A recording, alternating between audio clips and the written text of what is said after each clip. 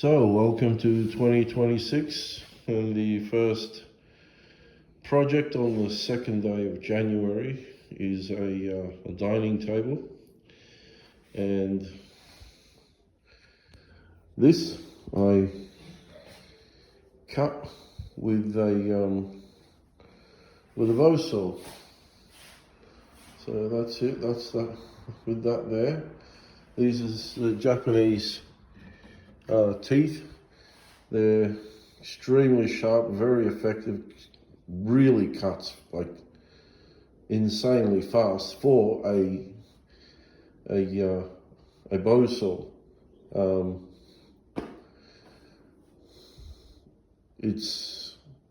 I find using this on such as this, I can't with this width of a blade, I can't do very tight radiuses, so I find I get a lot more control with the bow saw than I can with a jigsaw. Maybe that's just because I'm just so much used to using hand tools. Now I don't have a circular plane, and I tried resorting to using a sander, and that didn't turn out quite well. It was very, very noisy, and it was very slow and tedious.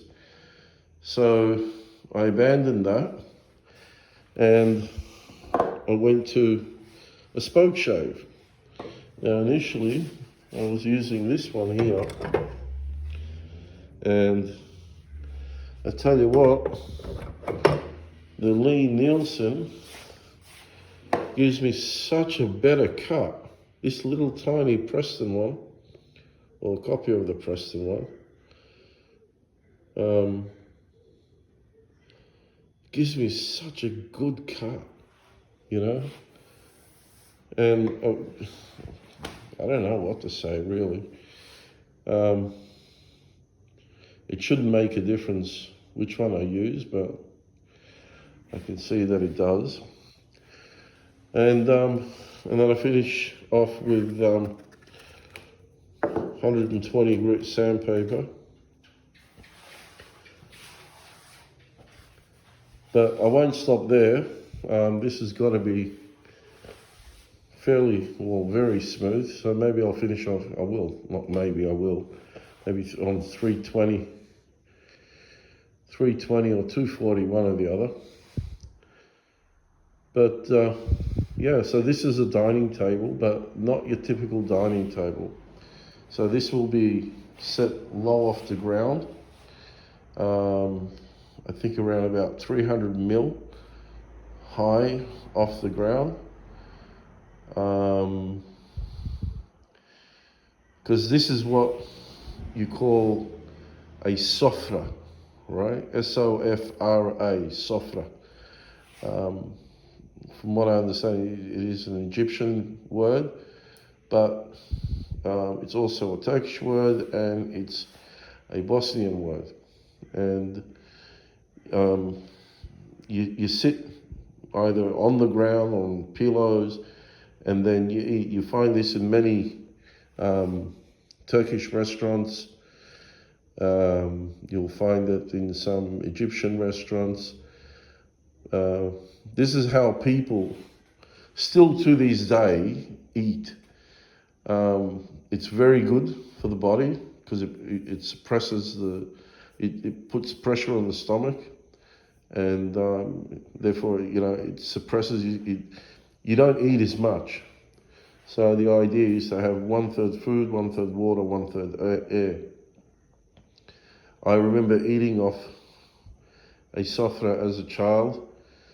We had a dining table and everything, but for some reason this was our favorite, and it's forever stuck with me. So I'm making this, and this is for, well, who cares who's it for?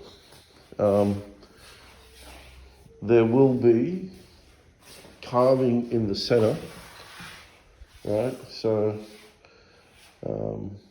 can't think of the goddamn name, what it's called. Oh, it's on the tip of the tongue. That'll be there, right? If you can see it. And all that's going to be carved just right in the middle. I was thinking of doing the whole table, but not only is that a lot of work, and it's unnecessary, it also won't be good because there'll be food served on it.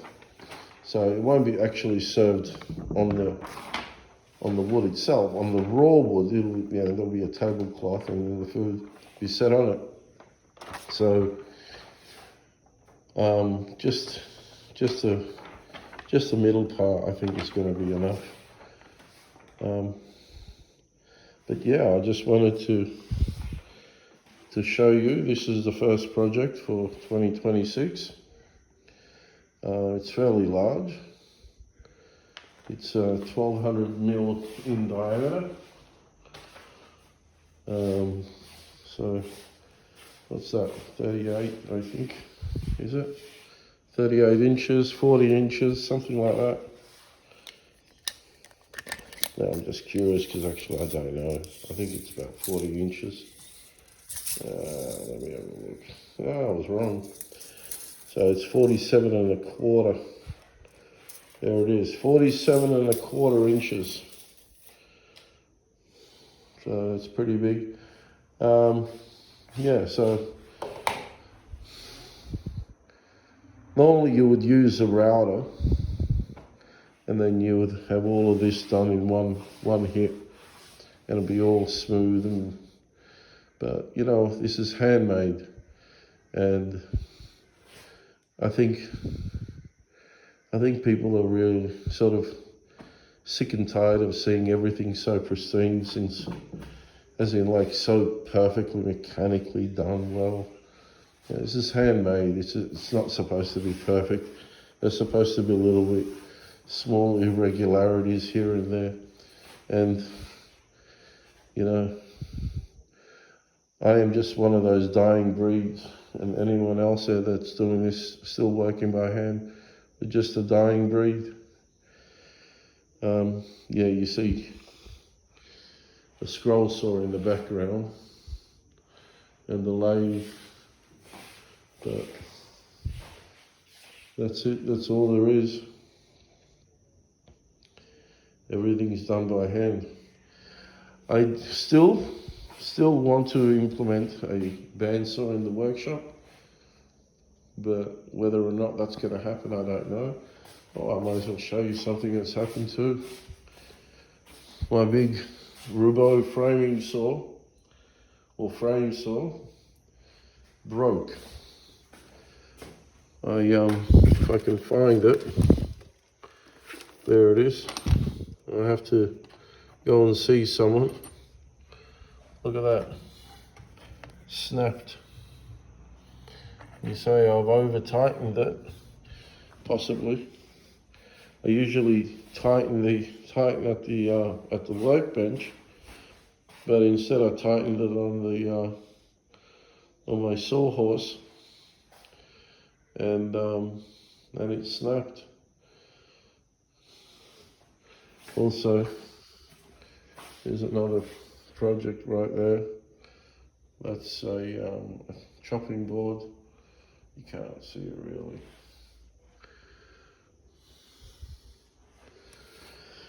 Well, folks, that's it. Just wanted to show you that.